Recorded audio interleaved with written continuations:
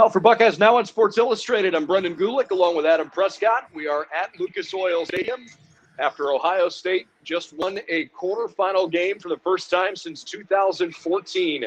A big overtime win against the Purdue Boilermakers. And Adam, that game had a little bit of everything. Some early three-pointers that went down. Ohio State looked great early on, built an 18-point lead. And, of course, because it's March Madness time, 18-point leads are nothing, right? And Purdue comes storming back. And it took an extra session, but the Buckeyes were able to get it done. Yeah, this, beautiful, ugly. That one was a combination of both. This time of year, it doesn't really matter. Survive in advance. All that matters really at the end of the day is that you got one more point than the other team. We can dissect it all we want, and that's for people like me and you to do and for fans to have fun with. But at the end of the day, Ohio State figured out a way. Frustrating at times, was beautiful at times. But they're moving on, like you said.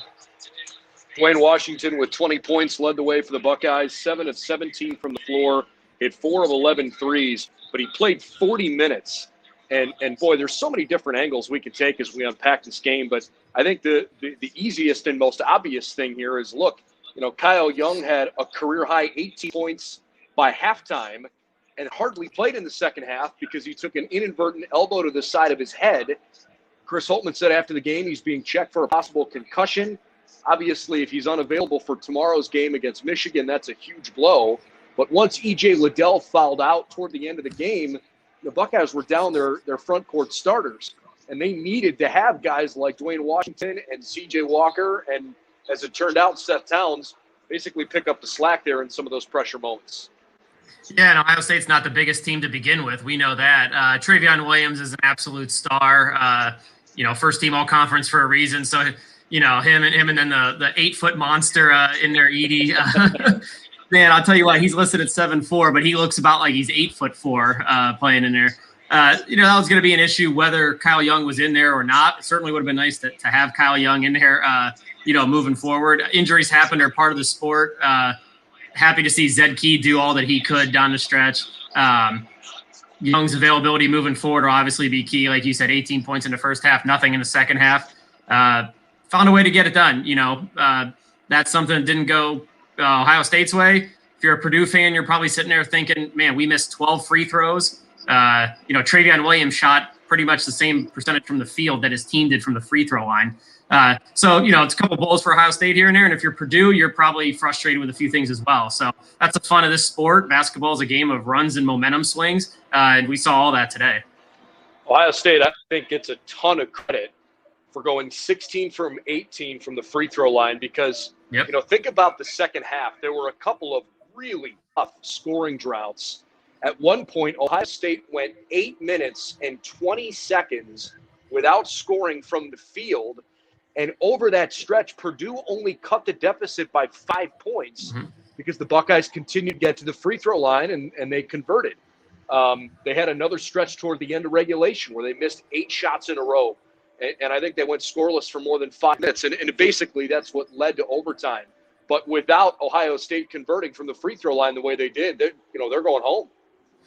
Yeah, I mean, that's a big, and actually, so to piece that together, what you said, I'm pretty sure it was 3 made field goals in a 15-minute span that ultimately led to Purdue, closing the gap, if not winning it in regulation. I'm surprised they couldn't win in regulation with Ohio State making 3 shots in 15 minutes.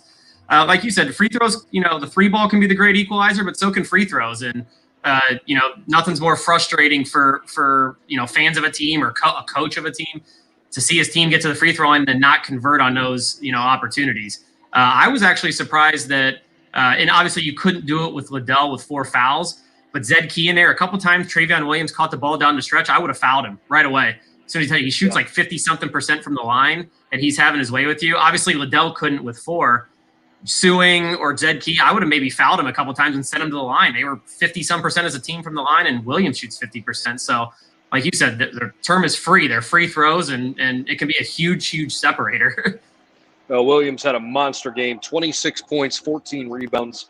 Jaden Ivey had some spurts where he looked really, really good. Have to think that his ceiling continues to be as high as maybe, first team All Big Ten or better.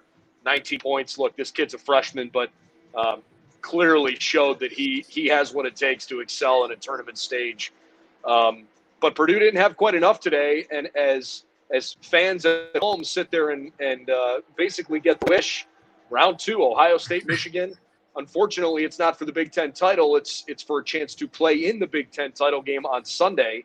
We're halfway through the quarterfinals. You probably can't see it here because we're up on the moon, up at the top of Lucas Oil Stadium. But games 3 and 4 of the day are coming up, and look, there's a good chance that we could have an Ohio State-Michigan semifinal, followed by potentially an Illinois-Iowa semifinal. I mean, who could ask for more than that? Those are 4 of the best 8 teams in the country. Rutgers and Wisconsin are going to try to have something to say about that. But the best conference in the country is shaping up to be one of the best conference tournaments in the country so far this year. And I think the fact that Ohio State squeaks out not 1 but 2 wins in this tournament already might actually help them a little bit tomorrow, because it forces you to stay in that mindset that every possession matters, every single minute matters. You can have an 18-point lead, and all of a sudden it can evaporate like that. When you're playing a team the caliber of Michigan, I think that can actually help you. Yeah, and all whoever the other 2 teams that end up in the semifinals, all 4 of those teams are probably going to be in the NCAA tournament. But there's some type of pride and some type of to walk away and say you won this conference tournament, like we've talked about this year, the prowess of this conference. Ohio State, Michigan is going to be good, whether it's a title game or the semifinal game, and the other one with Iowa or Illinois or whoever it might be will be just as good. Going back to just the feeling of postseason basketball, and to have a guy, I keep going back to Dwayne Washington today, and man, can he frustrate you at times, but that kid is a gamer. And you saw the 3 that he hit in overtime to get it back to a 2-possession game. That guy plays the same whether the game is a 20-point lead or whether his team just blew a 20-point lead and it's tied. I want that guy on my team every day. Like, we've said throughout the season, he can be really, really frustrating at times, but he's also going to do some really good things. And I just, going down the stretch, overtime, I don't think he really cares what the score is. He's just going to play, the way he always does. And you almost have to respect that, where in this type of setting, it can be easy to get rattled. I don't think he ever really cares. I'm not sure if they showed it on TV at home or not, but the huddle between overtime and the end of regulation, Dwayne Washington was in charge of that huddle. Mm-hmm. He was really, really vocal. And to your point, man, he lives and thrives on these kind of moments. I think he's an adrenaline junkie and feeds off of those crazy spotlight pressure-packed moments. And give him credit. He, for the second day in a row, played really well. And he's a big reason why the Buckeyes are now, 2 games away from potentially winning a Big Ten championship. They've got a heck of a tall task in front of them tomorrow. But I think there's a lot of reason why the Buckeyes should celebrate having beaten Purdue. Look, this wasn't so much a redemption of, hey, these guys beat us twice, and so we got to go out and try to redeem those losses. I don't really think it was as much that as it is Ohio State and Purdue are 2 extremely high-quality college basketball teams this year. Throw the seeds out the window the rest of the way. It doesn't matter. You've got really, really good teams that have to be bracketed somehow. And Purdue poses a really tough matchup because of their size and their athleticism. And I think Ohio State should thrive off the fact that they got past a team that, has been a tough matchup. Maybe they can, feed that same energy into tomorrow's game. Yeah, and I said, I liked Ohio State's odds coming into today. Not even just this particular game, but a lot of times in conference tournaments, I tend to like the team that got to play the day before as opposed to the team that got to bye, especially in the first half. That team got to, Ohio State got to get its legs loose against Minnesota yesterday. Obviously, it was scary at the end, and they didn't close the game well, but they got to work at some of those kinks out. And you saw that carry over into the first half today. Purdue didn't quite find a groove until the second half. I mean, Dwayne Washington, I think, hit 3 threes in like a 2-minute span that pushed that thing from whatever it was, 10 to 19 or 11 to 18 or whatever it was, 9 to 18, I guess it would have been before halftime. That was a huge stretch in the game. And obviously Purdue gave it everything they had, in the second half. But few of those moments in the first half really kind of set the stage for Ohio State to, I guess you could say, hang on in the second half. And it's not just this game. You tend to see a lot of teams that got to play the day before get off to quick starts against a team that's playing for the first time. I totally agree. I think there's something to, especially in a setting like this, where from where the basket is on the edge of the floor to where the stands are, I mean, it's a legit 100 feet. And so, when you're playing basketball in a football arena, there's just some sight lines that take a little getting used to. And I think Ohio State, got off to a hot start quickly yesterday and had to hang on late. But today, I think Purdue struggled a little bit early on, where the Buckeyes got off to a better start offensively. Obviously, Father Kyle Young. I certainly don't want to wrap this up without referencing Seth Towns, because once Kyle Young got hurt and couldn't return, and E.J. Liddell fouled out, and Jallo was playing with 4 fouls, and Justice Suing had 4 fouls, there were some pretty interesting lineups that Chris Holtmann put in, because he kind of didn't have much of a choice. And unfortunately, ever since Ibrahima Jallo got hurt a few games into the season, he hasn't been able to get on the floor, and that's really, stunk for the Buckeyes. They could use his 6'10" frame, even if they're not, going to rely on his athleticism, just to have a bigger body in there. So the Buckeyes had to go with some smaller lineups. And Seth Towns, who's been waiting and waiting for his chance all year to really make something good happen. Obviously, that kid's super tough, and he's been through a lot with his knee injury. But, man, did he shine in overtime. And, I realize Dwayne hit some big shots in overtime, but Seth Towns is a huge reason why this team is still in the tournament. Yeah, I'll tell you this. Harvard can claim Mark Zuckerberg. We'll claim Seth Towns. How about that? One of the things that frustrates me when I'm watching a team or you're a fan of a team or whatever is passing up a good shot, maybe 15, 20 seconds on a shot clock because you think you're going to get a better shot, and then you just don't. And you saw that a lot of, Ohio State has done that, I think, down the stretch the last couple of games, is that some guys, you have a great look with 13, 14 seconds left on the clock. I'm always fine with you taking that. You take 2 extra passes, and all of a sudden there's 5 seconds on the clock, and you don't get a good look, and teams can maybe claw back, or you feel like that's how you're going to protect the lead. I felt like Seth Towns wasn't one of those guys today. Every time he touched the ball, he was aggressive. He was confident. He was looking to shoot. He didn't worry about, there's 15 seconds left on the shot clock. Is this too early to shoot it? He's thinking, I got a good look, and I'm going to shoot it. And I'm telling you, that is incredibly, incredibly important tomorrow when you play Michigan. As good defensively as they are, when you get a good look, you better think about taking it. Because, I'd rather you take a really good look with 21 seconds on the clock than a terrible shot with 3 on the clock. So I was really impressed with Seth Towns' ability to kind of take charge. And like you said, hasn't had a lot of opportunities to maybe prove himself or catch a flow. And I thought he really did that today.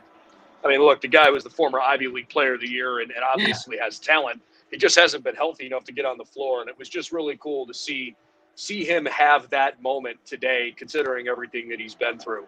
By the same token, Adam, I hope Justin Arns has a short memory, because this has not been a great stretch for him. And yet, the team has continued to win, and they do have a chance tomorrow. And if Arns can perform tomorrow the way that we've seen from him in certain games, he can be a game changer. But, he missed 4 threes in the first half and basically didn't play after starting for the first 5 minutes and didn't see the floor at all till the second half. He's got to find a way to get into a rhythm. I think he only might have played like 30 or 40 seconds in the second half to try to bridge Liddell over that media timeout at the end. But shooting is so much about confidence and rhythm, and Arns doesn't look like he's got a whole lot of either right now. Shooters shoot, so you don't want to come on him too hard. But he had a stretch recently, 8 straight games with multiple 3-pointers made. Yep. And in the last 6 games, he's made 3 combined. And it's just, you don't want to say he's borderline useless when he's not making shots, but when a guy – 95% of his shot attempts on the season are from behind the arc. So if he's not making threes, he's probably not giving you much offensively. And, it becomes a liability to have him out there on certain times. I mean, at that point, you might as well just play Musa Jallo more, who can, stripe it up defensively. Like you said, I hope he's got a short memory. Shooting is the great equalizer. The 3 ball is the great equalizer. And 1 or 2 makes from him in critical moments can make all the difference in a basketball game. So, if Ohio State wants to make a deep run, you think he's got to, figure it out quickly. I agree that, I don't want to call him a one-trick pony.